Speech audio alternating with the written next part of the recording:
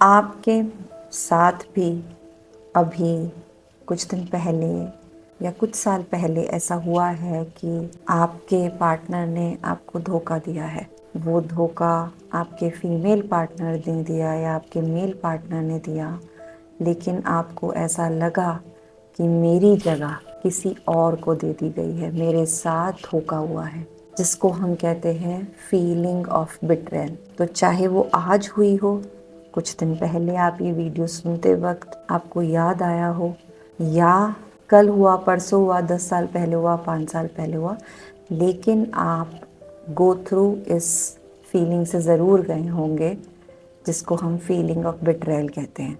सो ये वीडियो इसी बारे में है। जिसने भी ये फेस किया है उसने इस सीक्वेंस को ज़रूर समझा होगा। अगर आपने वो समय पे छोड़ दिया तो भी आपको इसके सॉल्यूशन तक पूरी वीडियो सुननी चाहिए, और अगर आपने कुछ किया और आप उसे रीवैलिडेट करना चाहते हैं कि मैंने सही किया या गलत किया, तो भी आपको ये वीडियो पूरी सुननी चाहिए। फीलिंग ऑफ बिट्रेयल हमें लाती क्या है, हमारे अंदर लाता क्या है? Feeling of betrayal is GRT। जो फीलिंग है उसकी वजह से जो हो रहा है वो बहुत GRT है। GRT means you are genuinely whatever you are feeling is real and true. So genuine, real and true. So जब भी फीलिंग ऑफ बिट्रेयल हमारे अंदर आती है तो एक रिस्पॉन्स आता है which is very genuine, real and true. तो इसे हम कहते हैं फीलिंग ऑफ बिट्रेयल से जो आ रहा है वो है बहुत GRT, real, genuine and true. तो आप जो भी महसूस कर रहे हैं वो रियल है, जेन्युइन है और ट्रू है, कुछ गलत नहीं है। लेकिन ये जेन्युइन, रियल और ट्रू है क्या क्या?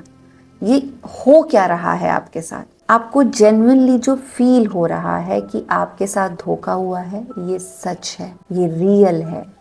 आपको अगर जेन्युइनली फील हो रहा है कि आपकी जगह किसी और को दी गई, भले ही थ्रू चैट दी गई, थ्रू फिजिकल अटैचमेंट दी गई, थ्रू मेंटल अटैचमेंट दी गई, तो ये भी रियल है और ट्रू है। अगर आपको लगता है कि मेरी शादी में इसकी तो स्पेस ही नहीं थी, तो ये फीलिंग भी जेन्युइन है और रियल है और ट्रू है। और आपको लग रहा है, ये फीलिंग आ रही है कि मुझ में क्या कमी थी जो ये इंसान या ये औरत कहीं और गई, तो ये भी रियल है, ट्रू है और जेन्युइन है। इसके लिए जो भी फीलिंग्स आ रही हैं वो GRT है। इस वर्ड को याद रखना, GRT है। थोड़ा सा जब हम समझ गए कि ये फीलिंग्स रियल है, जेन्युइन है, ट्रू है, तो समझते हैं कि ये होता क्यों है। कई बार लेमनली हमने सुना है कि जब घर में चीज़ें नहीं हो रही तो बाहर जाता है इंसान, जब घर में चीज़ें नहीं हो रही तो बाहर जाता है इंसान। लेकिन घर में ऐसा हो क्यों नहीं रहा? ऐसा क्या हो जाता है? या एक पार्टनर को ज़्यादा नीड लगने लगती है, या एक पार्टनर को लगता है सब तो सही है। ये मिसमैच ही इंसान को बाहर भेजता है। इंसान का एक नेचर है, वो कुछ दिनों बाद एक चीज़ से बोर हो जाता है तो वो बाहर खुद ब खुद चला जाता है।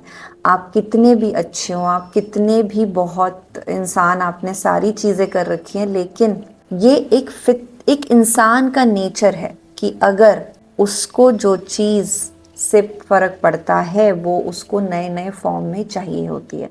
जैसे औरतों को, फीमेल्स को इमोशनली बहुत फ्लक्चुएशंस होते हैं, इमोशनली उनको बहुत फ़र्क पड़ता है। तो अगर उनका पार्टनर वो इमोशनल नीड फुलफ़िल नहीं कर पाता टाइम टू टाइम, तो वो किसी बाहर से बात करना शुरू कर देती हैं।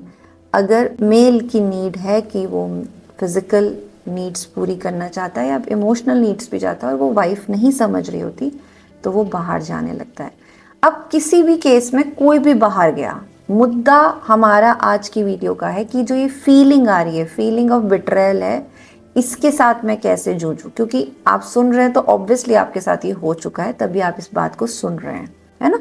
तो हमारी जो आज का फोकस है क्यों होता है पे मैं बहुत सारी प्रीवियस वीडियोस भी बना चुकी। आप कमेंट बॉक्स में अपनी रियल सिचुएशन लिखने की हिम्मत करते हैं तो आपको बिल्कुल रियल बेस पे वीडियोस बनेंगी। जैसे हम ये बनाते हैं, हमें कोई बताता है तो हम उनमें से पार्ट्स निकाल के आपको बताते हैं या आपकी कमेंट्स में से लेके बताते हैं। तो अगर आप रियल सिचुएशन बताएंगे तो आपको एग्जैक्टली वही आंसर मिलेगा जो आपके सिचुएशन के हिसाब से राइट है।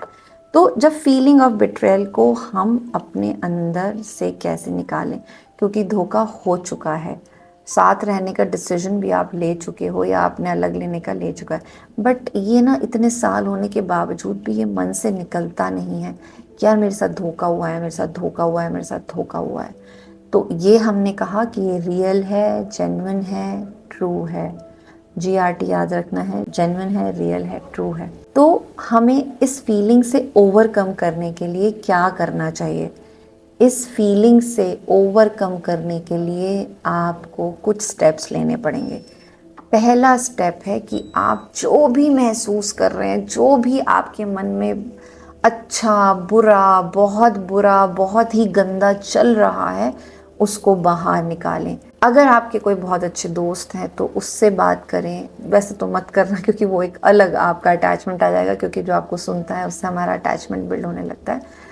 अगर आपका पार्टनर उस वक्त सुनने लायक है या वो सुन सकती है या सुन सकता है तो उसी को जाके वो फीलिंग्स कहो। ऑब्वियसली ऐसे केसेस में सामने वाला सुनने के नहीं होता है, तो सबसे अच्छी और सिंपल तरीका है कि आप जाओ, मिरर के सामने खड़े हो और अपने आप को वेंट आउट करो। वेंट आउट बिना करे आप इस फीलिंग को ओवरकम नहीं कर पाओगे। अब वेंट आउट करने के बहुत तरीके हैं।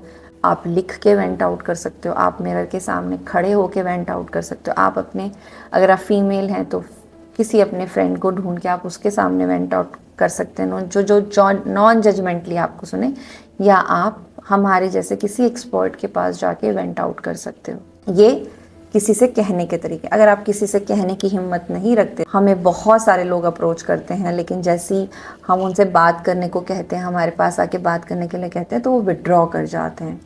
तो ऐसे केसेस में आप लिख के बहुत सारा वेंट आउट कर सकते हो। आप लिख के उस चीज़ को अपने मन से निकाल सकते हो। तो 100% तो नहीं निकलेगी, लेकिन आप थोड़े खाली होंगे, थोड़ा सा खालीपन आएगा ज़रूर। दूसरी चीज़ जो करनी है कि आपको शेयर करते वक्त आपको बहुत वल्नरेबल होना है। जो हुआ है वो हो चुका है। हमें वल्नरेबिलिटी का बहुत ज़्यादा ध्यान रखना है कि वल्नरेबल क्या है, कि जो जैसा है मेरे मन में मैं उसे निकाल दूँ। मैं अभी ये तीन ताम ना देखूं कि क्या सही बोला या क्या गलत बोला। इसीलिए कहते हैं कि किसी न्यूट्रल इंसान के पास जाओ। तो वेंट आउट करने का भी सेकंड स्टेप है कि आप अपनी फीलिंग्स को वल्नरेबली एक्सप्रेस करें, वल्नरेबली बोल दें।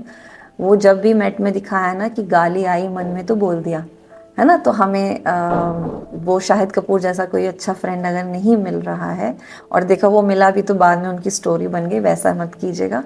लेकिन कोई ऐसा नॉन जजमेंटल इंसान अगर आपकी ज़िंदगी में, तो वल्नरेबली शो कर दो। उस वक्त आपको ये सोचने की ज़रूरत नहीं है कि मैं ये कहता हुआ अच्छा लगूंगा या मैं ये कहती हुई अच्छी लगूंगी या नहीं। And last but not the least, अपने आप को जज मत करो, क्योंकि ये फीलिंग आपको परेशान कर रही है। आप अपने आप को जितना जज करोगे कि ये मेरे साथ क्यों हुआ, मेरे में अंदर कुछ कमी थी या मेरी किस्मत में ही लिखा था, इन बातों से आपकी GRT नहीं बदलेगा, which is genuine, real and true.